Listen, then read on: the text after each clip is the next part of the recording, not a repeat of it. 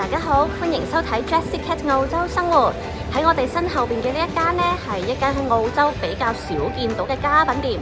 咁係因為佢係過江龍，係美國公司嚟㗎。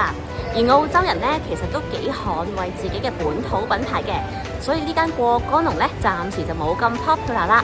但係最近我聽到人講呢，佢入邊有啲嘢，特別係陶瓷製品做得好靚，喺其他地方揾唔到。咁而家呢，就即刻入去睇下啦。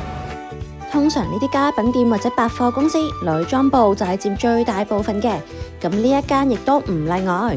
但我見到有啲女裝似乎幾靚喎，做工唔係粗製濫造嗰啲，價錢亦都似乎過得去。咁我對呢間鋪頭嘅第一印象就唔錯啦。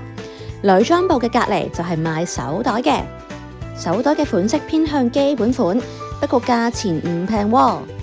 咁雖然呢度嘅手袋款式我麻麻地啦，但係咧佢好多都真係真皮㗎，睇得出咧同其他澳洲嘅品牌，例如係 Kmart 啊等等咧個檔次係有啲分別嘅。其實呢間家品店仲有好多嘢睇，不過我哋今日就專心揾咗陶瓷用品先啦。再經過好多女裝嚟到鋪頭嘅最入邊，終於就見到啦。嚟到成間鋪頭嘅最後面，我終於見到啲玻璃製品啦。咁呢啲咧就比較接近我今日想揾嘅嘢啦。我馬上就俾第一個貨架上面嘅嘢驚豔到，呢一個孔雀眼真係做得好靚喎！呢啲玻璃或者係陶瓷用品，無論係設計定係手工都好好，果然唔係間間鋪頭揾得到啊吓！咁我見到呢啲沙煲罌罉做得咁精緻呢，好奇佢係邊一度製造㗎？我攞起嚟一睇呢，原來係中國製造嘅。咁於是呢，我就嘗試喺淘寶揾下，睇下揾唔揾得到啦。淘寶果然有同款嘅款式，不過價錢都唔平喎。咁可能因為呢啲係真係高端嘅出口貨，所以即使喺淘寶上面揾到一模一樣嘅呢，價錢其實都唔會平過喺呢一度買。呢間家品店果然有好多陶瓷製品，再行落去我又發現一啲嘢啦。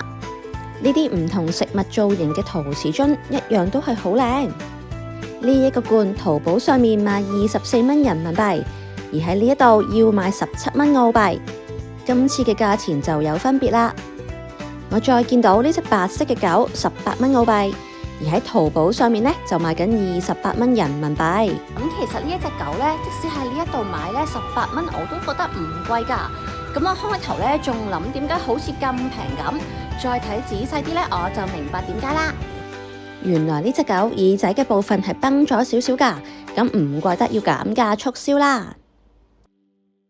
咁而家我就明白啦，呢一間過江龍呢，雖然入邊有唔少嘢都係中國製造啦，但係由於佢嘅品牌定位呢係比較高㗎，所以呢，佢即使係中國製造嘅貨呢，佢都係仔細咁揀過，入嘅呢都係一啲比較高端嘅嘢嚟嘅。